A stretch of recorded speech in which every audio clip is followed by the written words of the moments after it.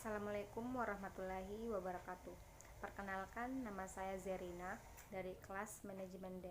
Di video ini saya akan membahas soal-soal dari mata kuliah manajemen pemasaran. Yang pertama, pengertian manajemen pemasaran menurut para ahli. Nah, di sini ada dua definisi menurut para ahli. Yang pertama yaitu American Marketing Association.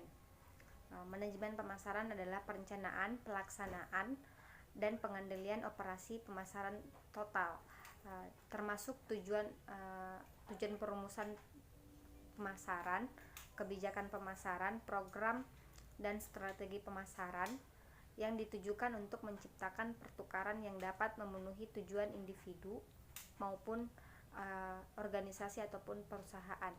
Nah, yang kedua, menurut Dr. Philip Kotler, manajemen pemasaran ialah analisis, perencanaan, pelaksanaan, serta pengandalian atas program yang dirancang untuk menciptakan, membangun, serta mempertahankan pertukaran yang menguntungkan dengan pembeli sasaran dengan maksud untuk mencapai sasaran organisasi ataupun perusahaan.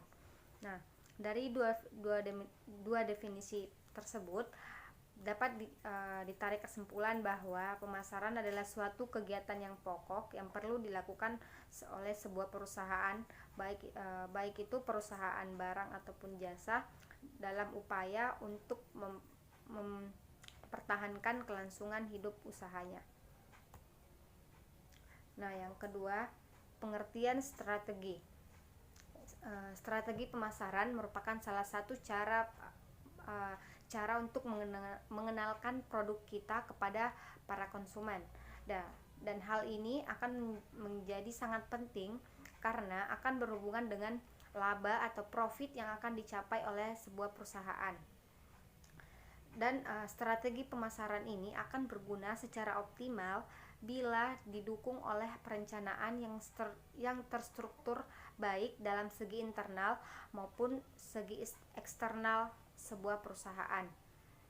Nah, contohnya itu yang pertama, kerjasama dengan influencer. Di sini kerjasama dengan influencer berupa ketika kita mempunyai produk, nah kita akan mempromosikannya melalui influencer, atau dengan kata lain endorsement yang biasanya yang biasanya terjadi di berbagai sosial media seperti di Instagram, Facebook, dan lain-lain. Nah, yang kedua, free sample. Nah, di free sample ini ketika kita punya barang atau produk, kita akan memberikan kepada influencer ataupun siapapun itu yang akan mempromosikan barang kita. Nah, orang yang ditujukan tidak perlu membayar produk tersebut, melainkan kita akan memberikan secara gratis dengan tujuan dia yang akan mempromosikan produk tersebut. Nah, selanjutnya yang terakhir, buy one get one. Nah, di sini buy one get one biasanya terjadi ketika ada grand opening sebuah usaha baru. Contohnya ketika membuka coffee shop. Nah, biasanya di grand opening itu ada promosi buy one get one untuk langkah pertama mempromosikan sebuah produk agar laris ataupun laku. Terus selanjutnya yaitu elemen yang termasuk ke dalam lingkungan pasar, yaitu berupa produk, pelanggan, pesan, tim pemasaran, promosi, dan analisis. Selanjutnya peranan dalam perilaku konsumen. Nah, di dalam peranan perilaku konsumen ada beberapa, yaitu user atau pengguna,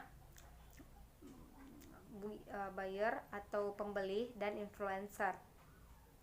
Nah, pengguna yaitu orang yang akan menggunakan produk ataupun jasa kita, sedangkan pembeli yaitu orang yang melakukan transaksi pembelian produk ataupun jasa. Dan sedangkan influencer yaitu orang yang sangat berpengaruh terhadap keputusan yang akan dibeli.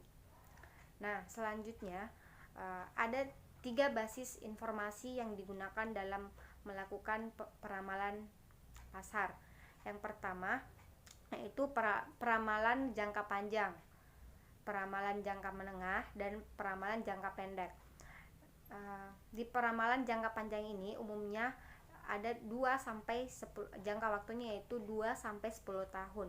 Peramalan ini digunakan untuk perencanaan produk dan perencanaan sumber daya. Selanjutnya peramalan jangka menengah, umumnya yaitu 1 sampai 24 bulan. Peramalan ini lebih khusus dibandingkan peramalan jangka panjang karena biasanya digunakan untuk menentukan aliran kas, perencanaan produksi, penentuan anggaran. Selanjutnya yang terakhir yaitu peramalan jangka pendek. Umumnya ini jangka waktunya yaitu 1 sampai 5 minggu. Peramalan ini digunakan untuk mengambil sebuah keputusan dalam hal perlu tidaknya lembur, penjadwalan kerja, dan keputusan kontrol jangka pendek lainnya. Nah, yang terakhir yaitu 4 jenis karakter jasa yang ada, yaitu yang pertama tidak berwujud, tidak dapat dipisahkan. Yang ketiga tidak berubah-ubah atau variability. Yang terakhir mudah lenyap. Tidak berwujud atau intangibility jasa yaitu mempunyai sifat tidak berwujud. Karena kenapa? Di sini tidak bisa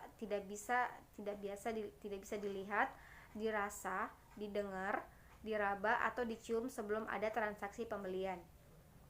Nah, yang kedua tidak dapat dipisahkan, yaitu suatu bentuk jasa yang tidak dapat dipisahkan dari sumbernya.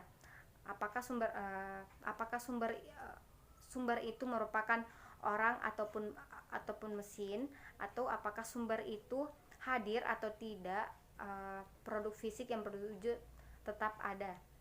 Terus yang ketiga berubah-ubah atau variability jasa. Nah, di sini jasa itu sangat mudah berubah-ubah karena jasa ini sangat tergantung pada siapa yang menyajikan, kapan dan di mana disajikan. Selanjutnya yang terakhir mudah lenyap atau perishability. Daya tahan suatu jasa tidak akan menjadi masalah jika permintaan selalu ada dan mantap karena penghasilan jasa di muka dengan. Oke, baik, saya akan lanjutkan yang terpotong tadi, yaitu mudah lenyap atau perishability. Daya tahan suatu jasa tidak akan masalah jika permintaan itu selalu ada dan permintaan itu mantap karena penghasilan jasa di muka dengan mudah. Terus bila permintaan turun, maka masalah yang sulit akan segera muncul.